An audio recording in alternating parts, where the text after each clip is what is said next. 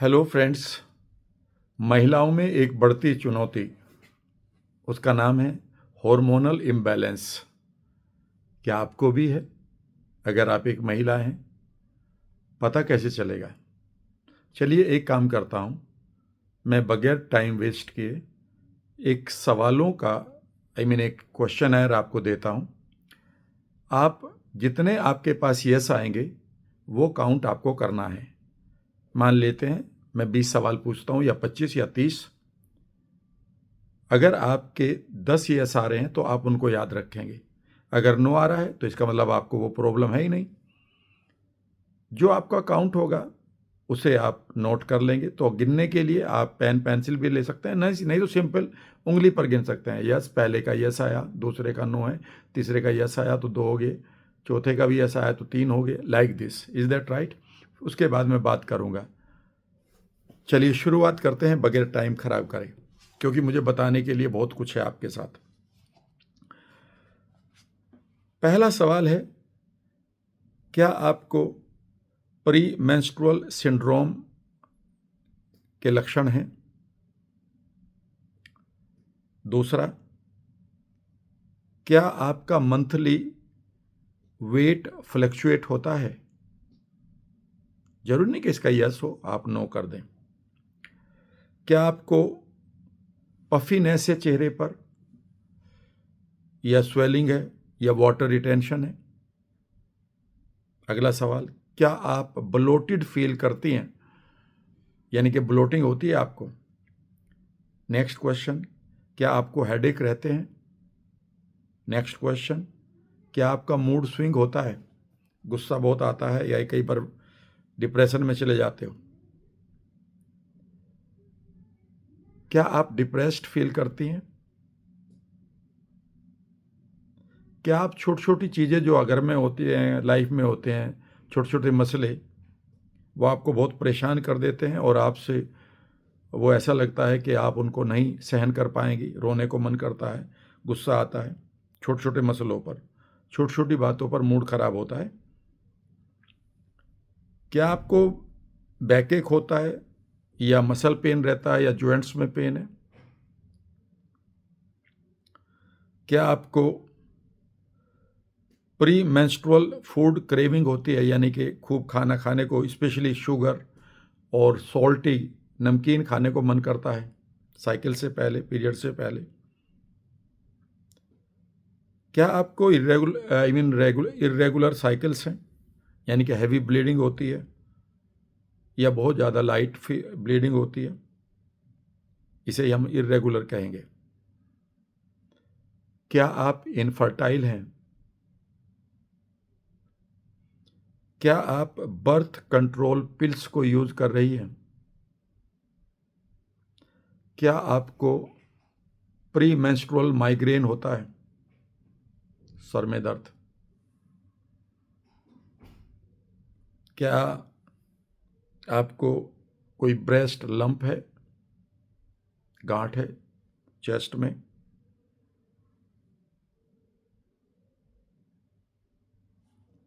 क्या आपके पास यूटेरिन फाइब्रॉइड्स हैं, यानी कि फाइब्रोसिस हो चुकी है?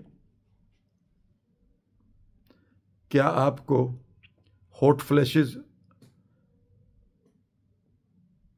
वगैरह होते हैं रात को, दिन में, यानी कि बहुत पसीना आना? क्या आप एंजाइटी की शिकार रहती हैं? क्या आपको नींद की कमी है? क्या आप अपनी सेक्स ड्राइव को खो चुकी हैं? क्या आपकी स्किन या बाल ड्राई रहते हैं?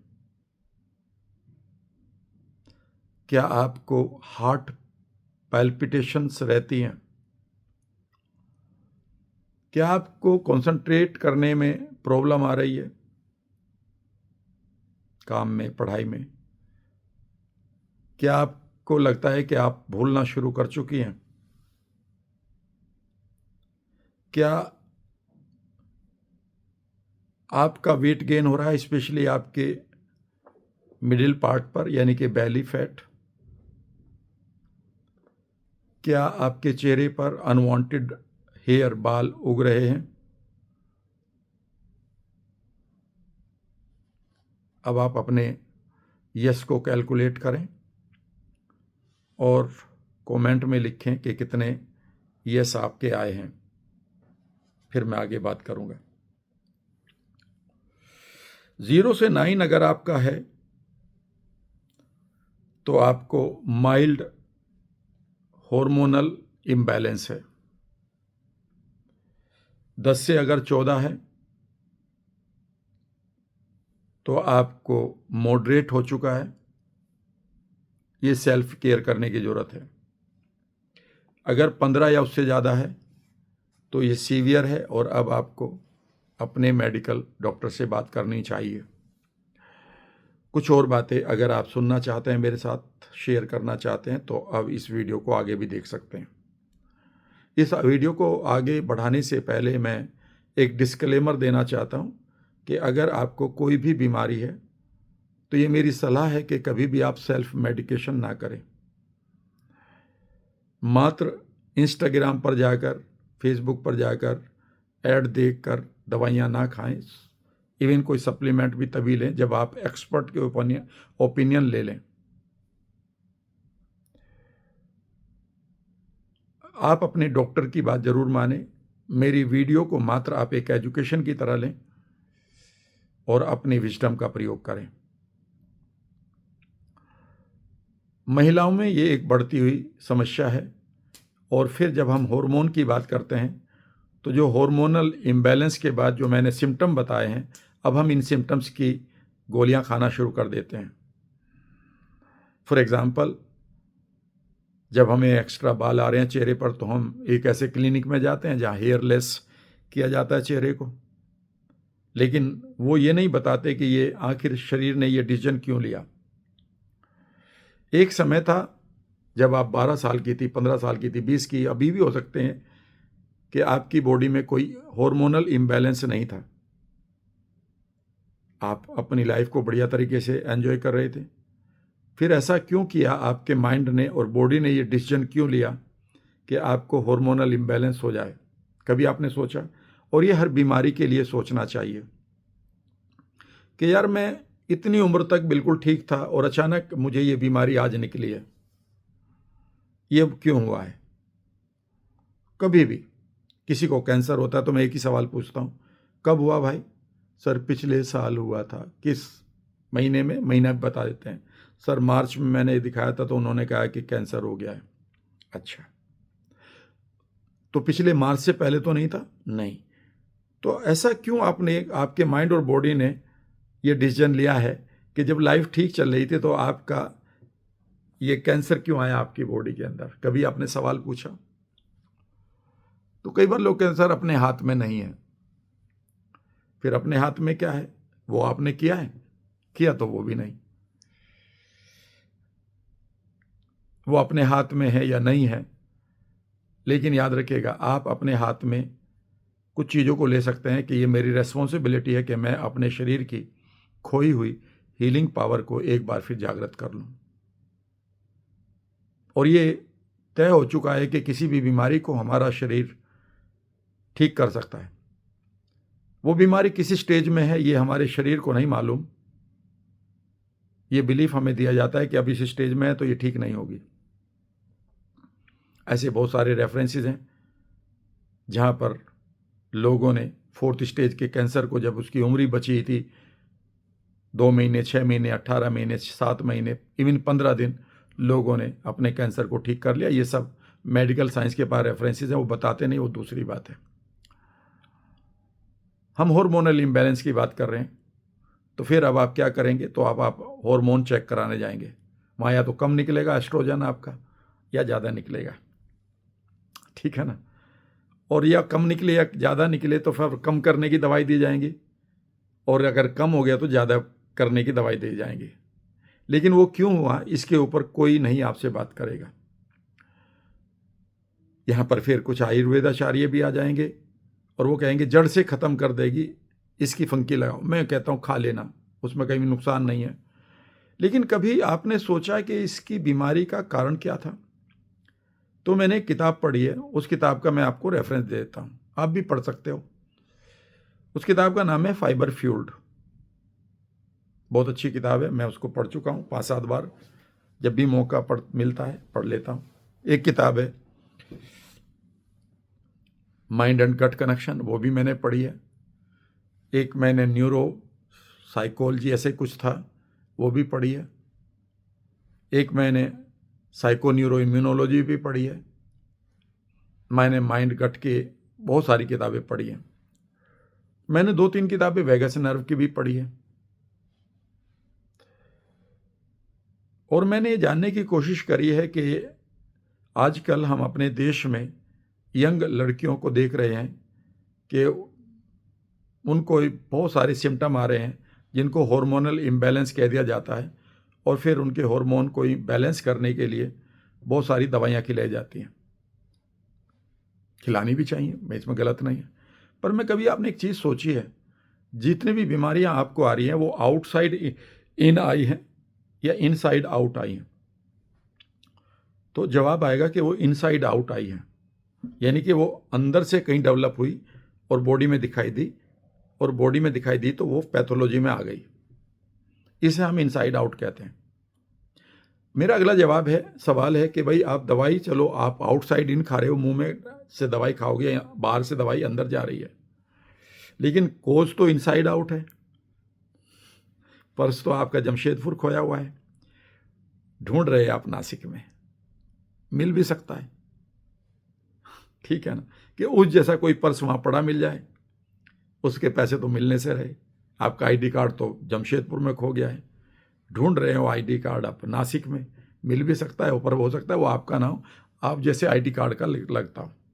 एनीवे भाई, अगर थोड़ी देर दूसरों के आईडी कार्ड से भी काम चल जाएगा तो जल्दी से अपने वाला भी बनवा लेना। मेरा कहने का मतलब है कि आउटसाइड इन से अगर आपके किसी सिम्टम को रिलीफ मिल रहा है तो इनसाइड आउट भी कर लेना।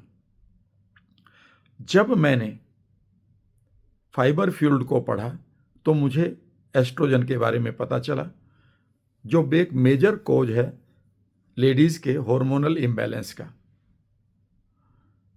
और मैंने उतना पढ़ लिया कि कैसे हम अपने डॉक्टर बन सकते हैं, क्योंकि एक बार बीमारी अगर आ गई और हम एक बार उस दवाई के चक्कर में आ गए तो कितने और साइड इफ़ेक्ट होंगे, और उन साइड इफ़ेक्ट से फिर नई दवाइयाँ शुरू होंगी, वो दवाइयाँ और नई साइड इफ़ेक्ट क्रिएट करेंगी, वो साइड इफ़ेक्ट और दवाइयाँ आपसे मांगेंगी, और आप एक विशियस साइकिल में आ जाएंगे।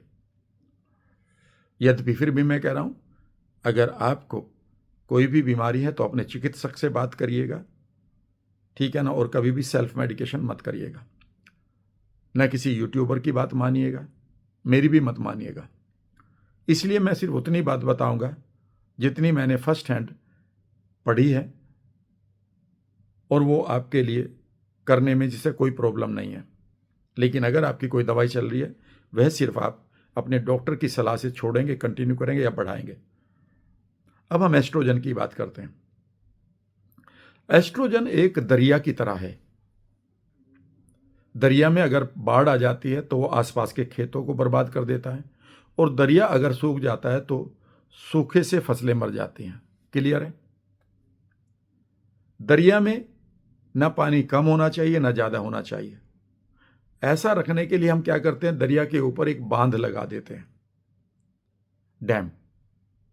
अगर पानी ज़्यादा है तो उतना ही छोड़ते हैं जितना हमारे खेतों को चाहिए, और कम है तो रुका हुआ पानी वो रिलीज करने शुरू कर देते हैं कि हमारे पास बैराज होता है।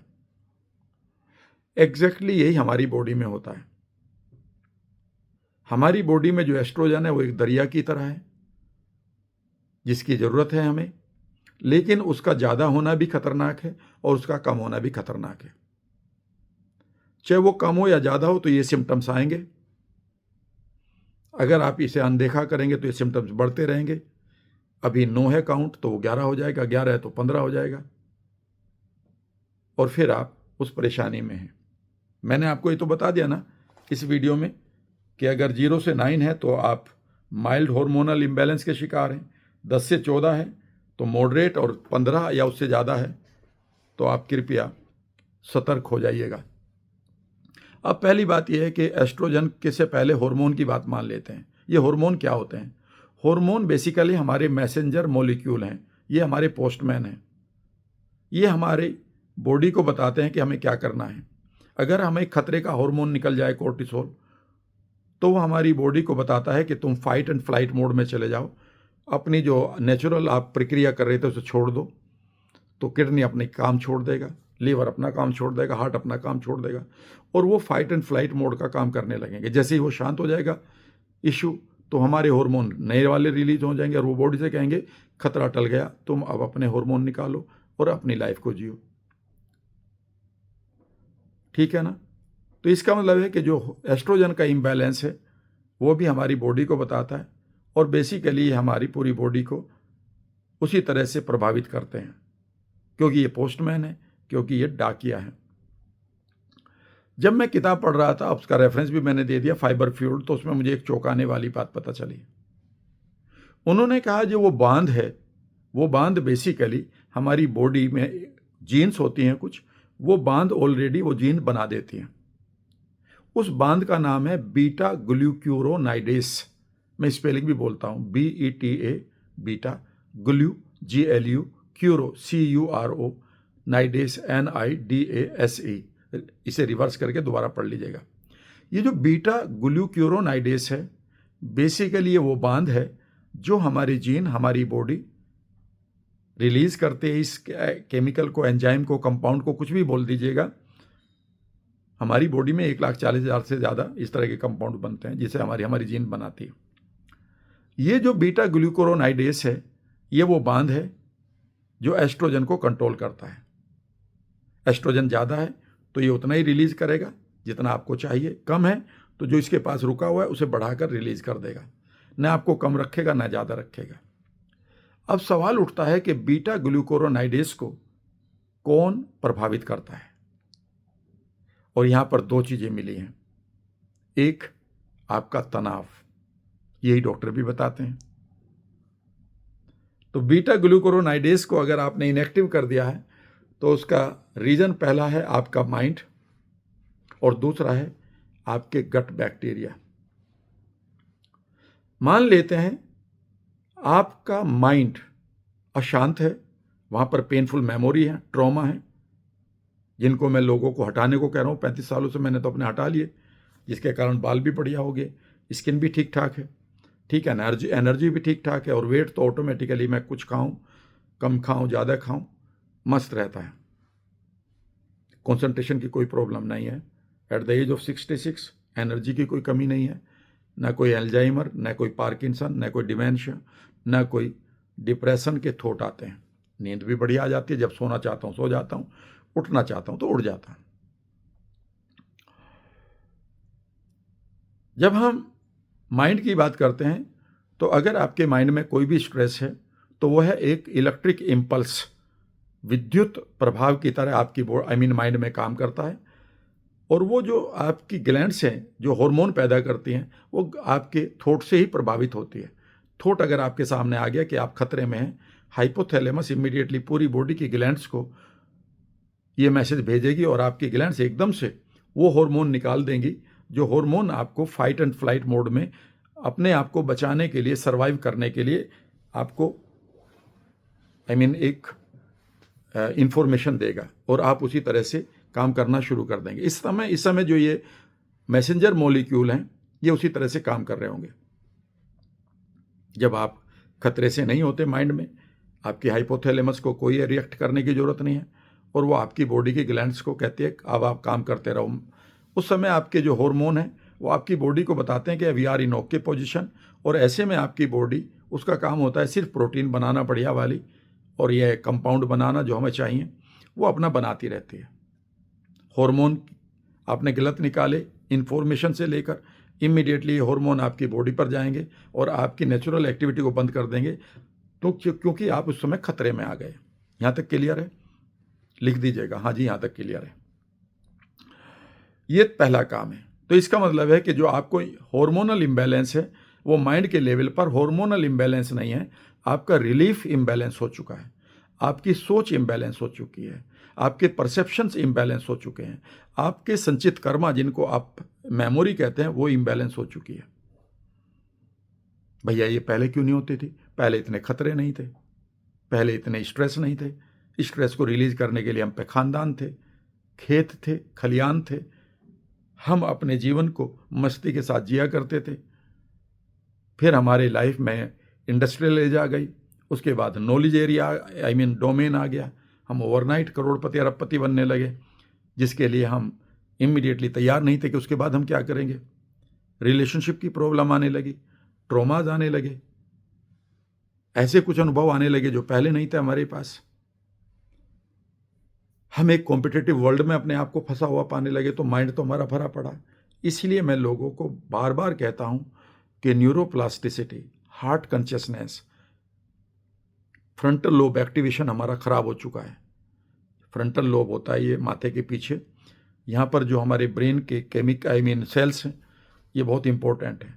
इनको अगर स्ट्रेस ज़्यादा मिलेगी तो ये पूरी तरह से अनवायरेबल हो जाएंगे, यानी कि अब आप अपने गोल्स के लिए इनको वायरेबल नहीं बना रहे हैं, यानी कि इनकी वायरिंग नहीं होगी। इसलिए हमारे जो फ्रंटल लोब है वो भी खराब होते जा रहे हैं। लेकिन लोग कह रहे हैं कि नहीं, खूब धन कमाओ। बिल्कुल, धन कमाने वाली मेरी सीरीज चली रही है सिंपली राम वर्मा पर, उसे भी देख रहे होंगे, middle class to money class. लेकिन इस चक्कर में हमने तनाव ज़्यादा ले लिया। तो आप NLP सीखिए, वहाँ से आप पेनफुल मेमोरी को हटाइए, उन ट्रिगर्स को हटाइए, उन ट्रॉमा को हटाइए। लोग आपको हर्ट कर रहे हैं, आपकी लाइफ में कोई नार्सिस्ट है, वो तंग कर रहा है या कर रही है, उसे कैसे झेलें। उन रोजाना के चुभते हुए कांटों को कैसे झेलें, ये तभी कर सकते जब आपके पास कोई मेंटोर होगा। वो टेक्निक होंगी जिनसे रोज आप कम से कम दिन भर की हर्ट को, दिन भर की डिप्रेसिंग थॉट को, दिन भर के नेगेटिव विचारों को आप शाम को एक तरफ रखकर सो जाएं या उनको न्यूट्रलाइज कर दें। वो मैं सिखा सकता हूँ। NLP के लिए आप रजिस्टर करिए, ठीक है ना। ऐसे तो है नहीं कि भाई मैं इस 40 मिनट में आपको 15 दिन की वर्कशॉप की सारी बातें बता दूंगा, ठीक है ना। उसके लिए आपको तैयार करना होगा। तो कैसे करें, उसका लिंक मैं दे रहा हूँ, डिस्क्रिप्शन में ले लीजिएगा।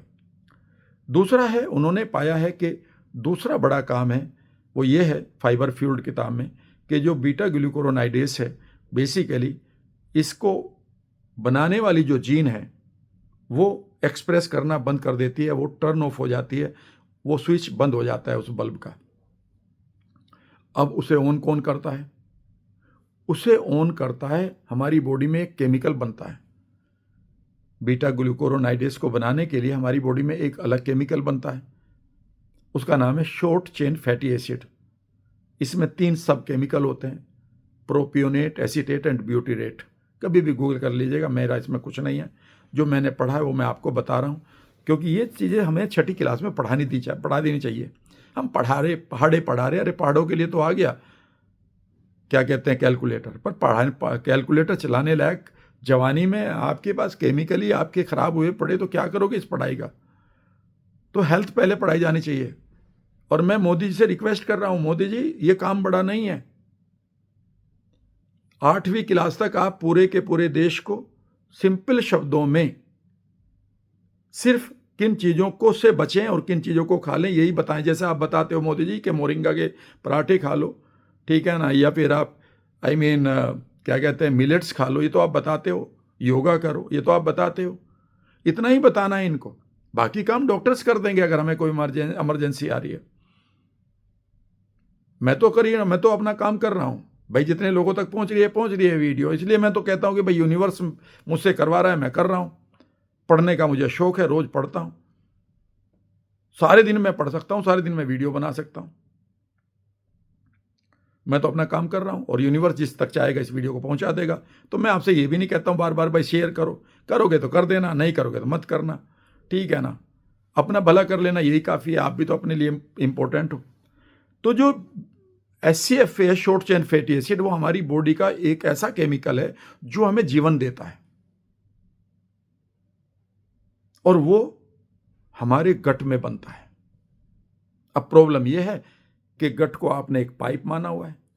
भैया गट आपका फूड को ब्रेक करता है, फूड को ब्लड में पहुंचाता है, गलत चीज ना पहुंच जाए ब्लड में उसे रोकता है, आपको मेंटेन करता है और कुछ चीज़ें आपके लिए बनाकर देता है।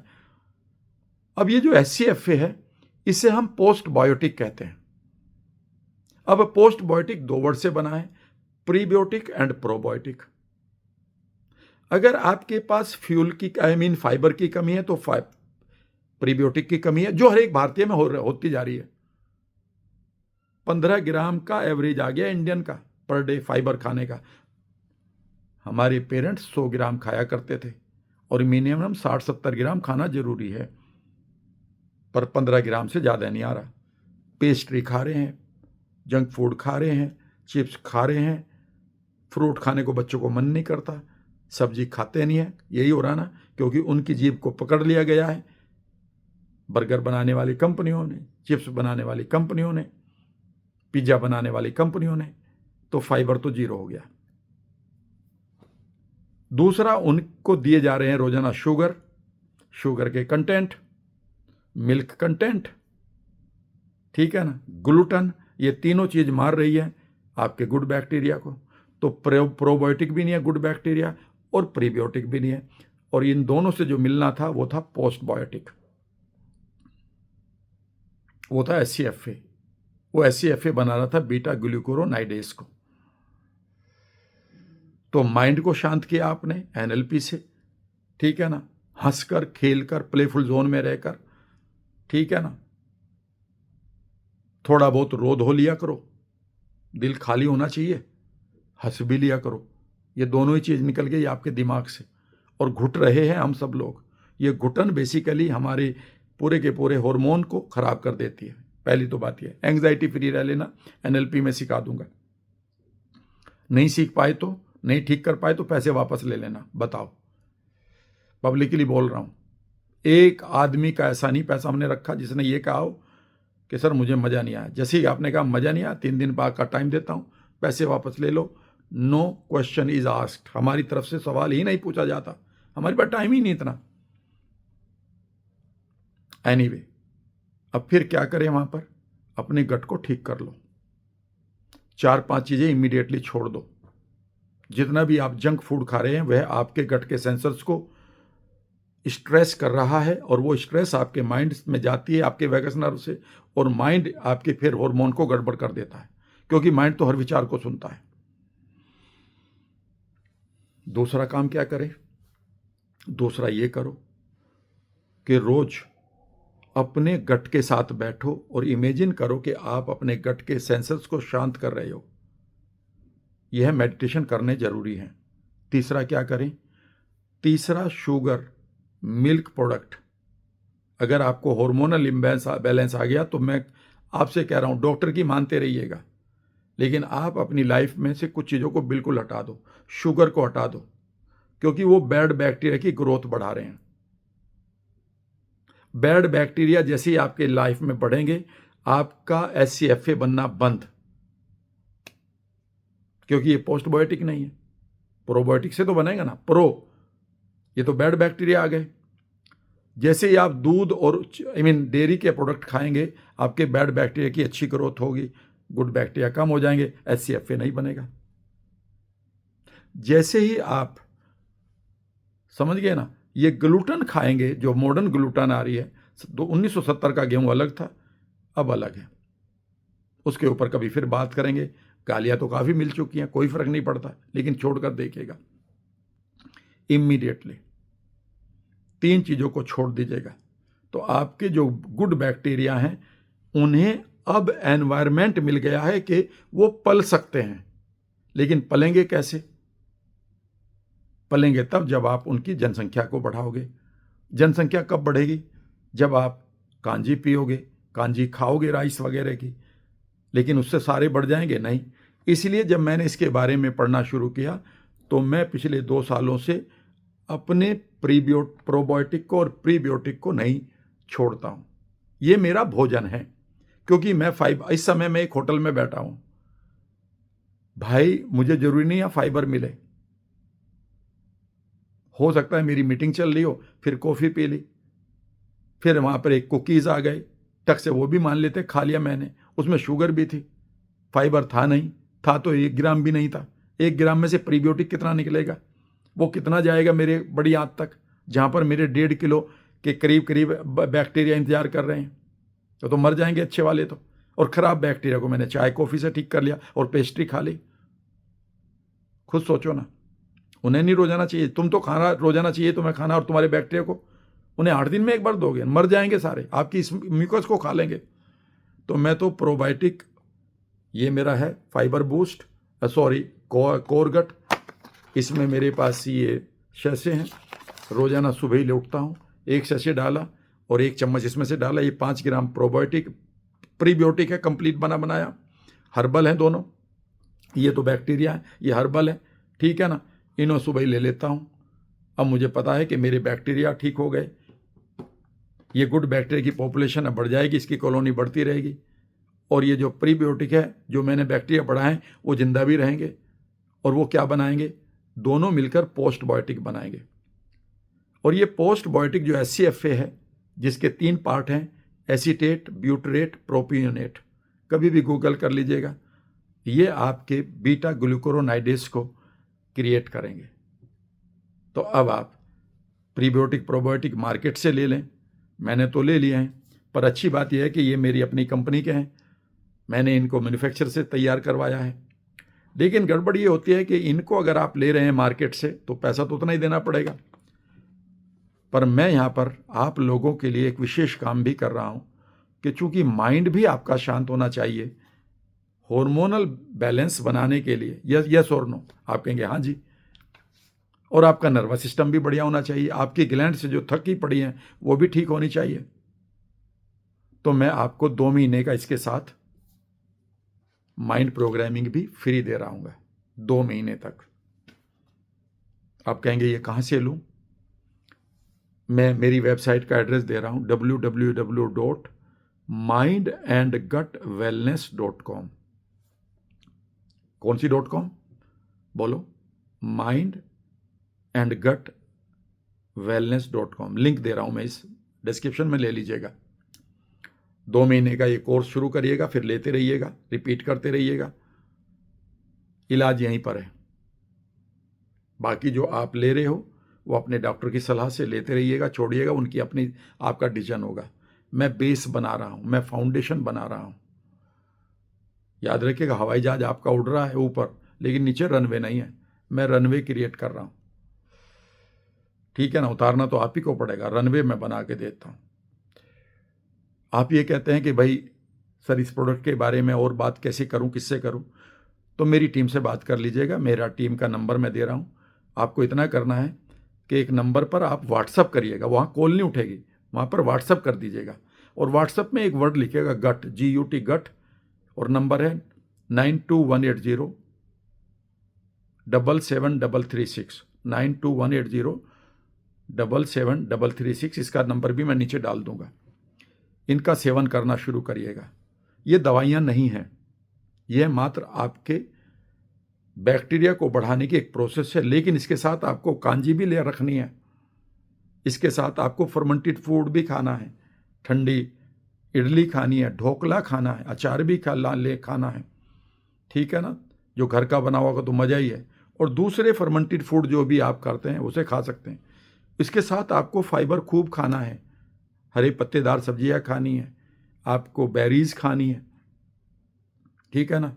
जब आप उन्हें खाएंगे तो आपके पोस्टबायोटिक की और बढ़िया क्वांटिटी और क्वालिटी आपको मिलेगी। और यह आपके बाकी दवाइयाँ अगर चल रही हैं हार्मोन की, उनको तो आप अपने चिकित्सक से पूछकर बात करेंगे, लेकिन पीछे से आप इनसाइड आउट तैयार कर रहे होंगे वर्ल्ड को। किससे? Inside out. इमीडिएटली मैं क्या करूं सर?